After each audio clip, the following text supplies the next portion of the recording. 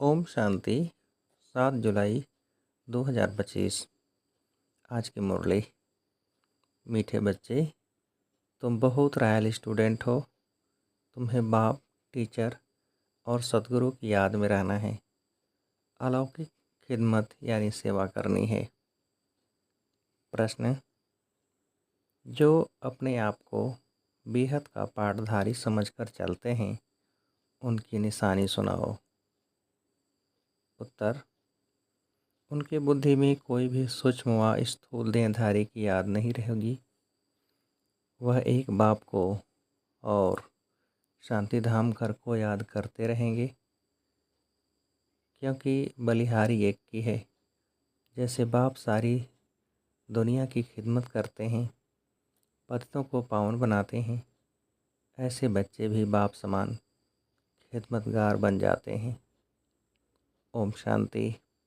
पहले पहले बाप बच्चों को सावधानी देते हैं। यहाँ बैठते हो तो अपने को आत्मा समझ बाप के आगे बैठे हो।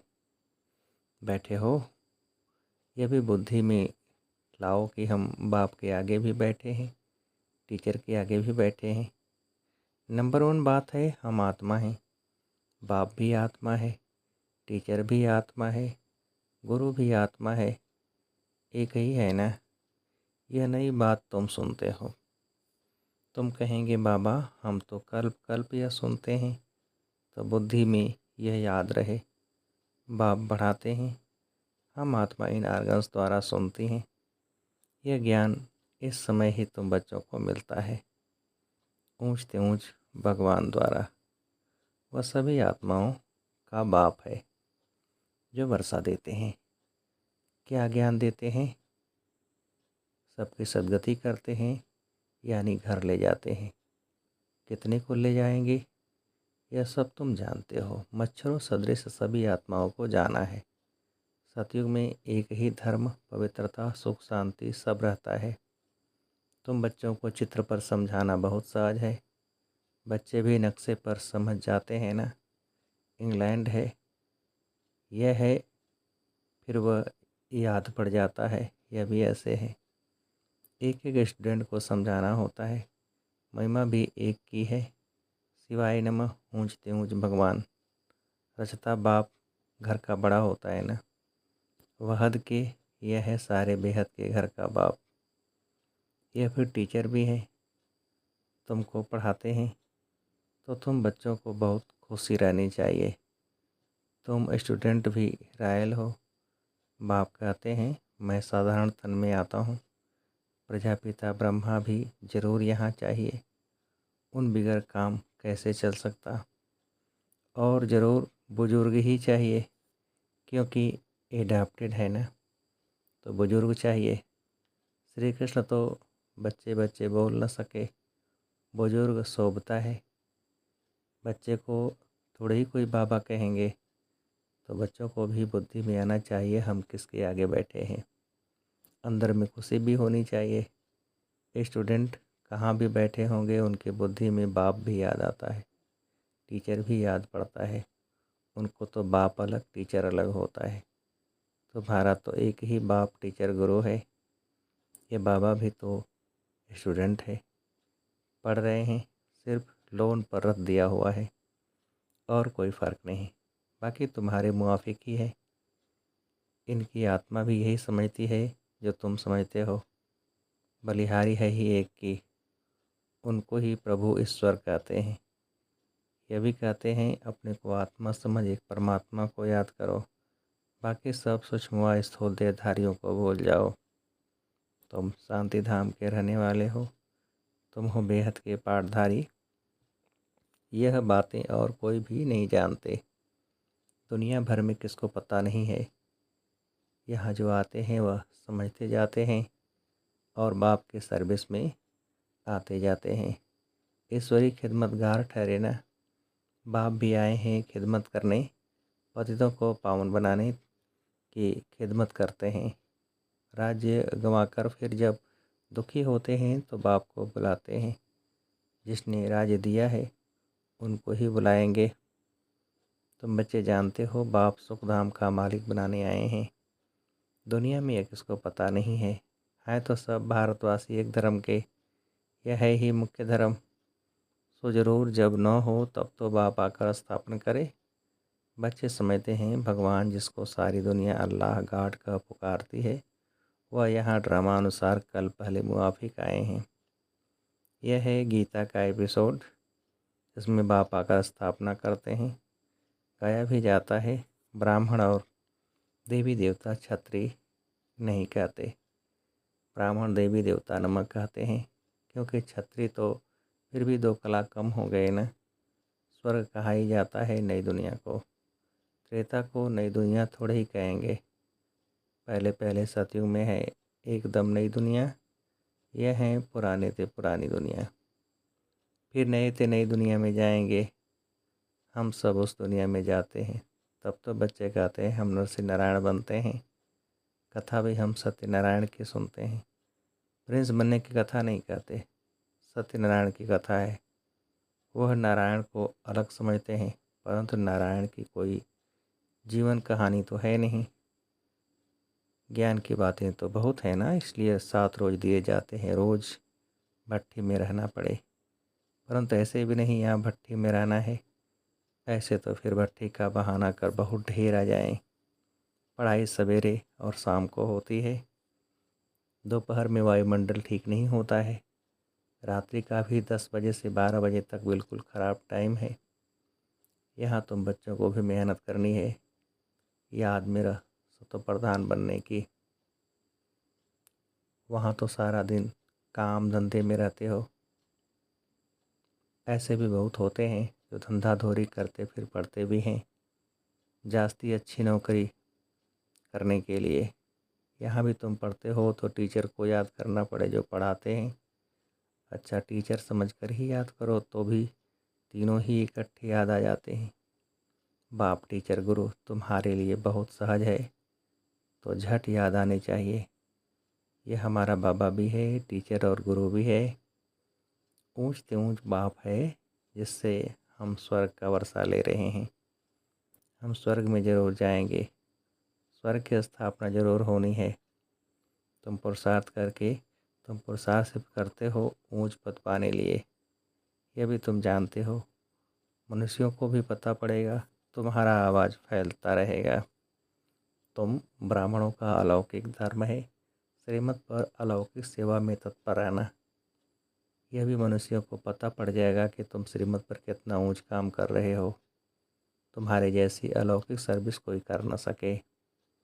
तुम ब्राह्मण धर्म वाले ही ऐसा कर्म करते हो, तो ऐसे कर्म में लग जाना चाहिए, इसमें ही बिजी रहना चाहिए। बाप भी बिजी रहते हैं ना। तुम राजधानी स्थापन कर रहे हो, वह तो पंचायत मिलकर सिर्फ पालना करती रहती है। यहाँ तुम गुप्त बेस में क्या कर रहे हो? तुम हो incognito unknown warriors, non violence. इनका अर्थ भी कोई समझते नहीं है। तुम हो डबल अहिंसक सेना। बड़ी हिंसा तो यह विकार की है जो पतित बनाती है, इनको ही जीतना है। भगवान वाच काम महाशत्रु है, इन पर जीत पाने से ही तुम जगत जीत बनेंगे। यह लक्ष्मी नारायण जगत जीत है ना। भारत जगत जीत था, यह विश्व के मालिक कैसे बने, यह भी बाहर वाले समझ न सकें। इस समझने में बुद्धि बड़ी विशाल चाहिए। बड़े बड़े इम्तहान पढ़ने वालों की विशाल बुद्धि होती है ना।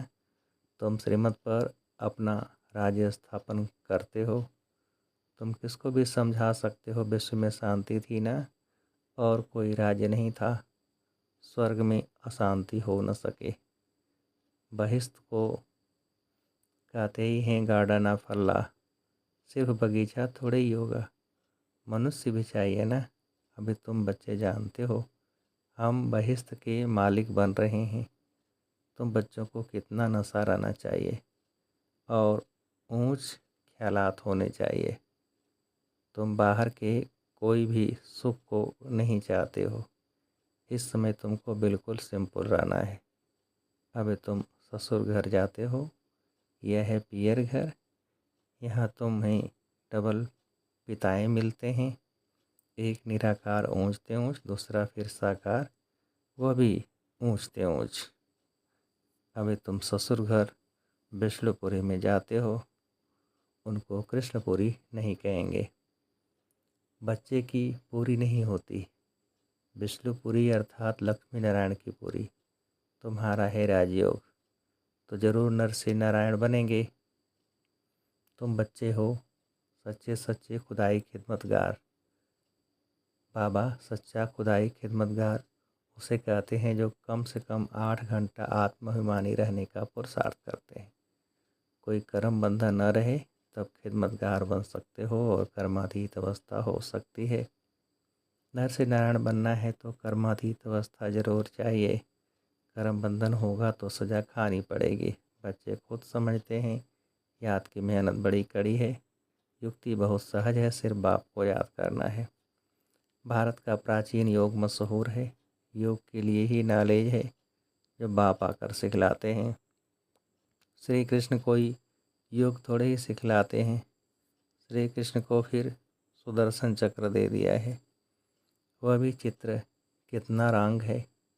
अभी तुमको कोई चित्र आदि भी याद नहीं करना है। सब कुछ भूलो, कोई में बुद्धि न जाए। लाइन क्लियर चाहिए। यह है पढ़ाई का समय। दुनिया को भूल अपने को आत्मा समझ और बाप को याद करना है, तभी पाप नाश होंगे। बाप कहते हैं पहले पहले तुम अशरीरी आए थे, फिर तुमको जाना है तुम ऑलराउंडर हो।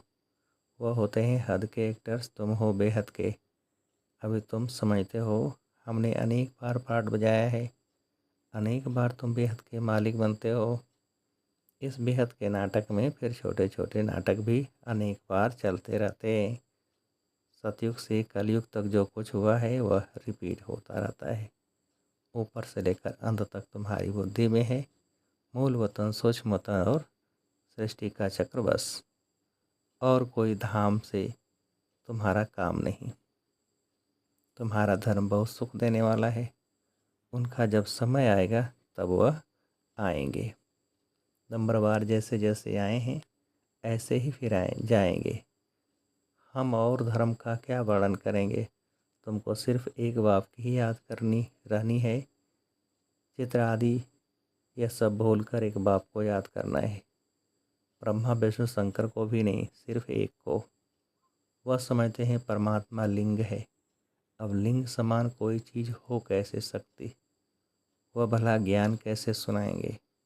क्या प्रेरणा से कोई लाउड स्पीकर रखेंगे जो तुम सुनेंगे। प्रेरणा से तो कुछ होता नहीं। ऐसे नहीं शंकर को प्रेरते हैं। यह सब ड्रामा में पहले से ही नूद है। विनाश तो होने का है ही।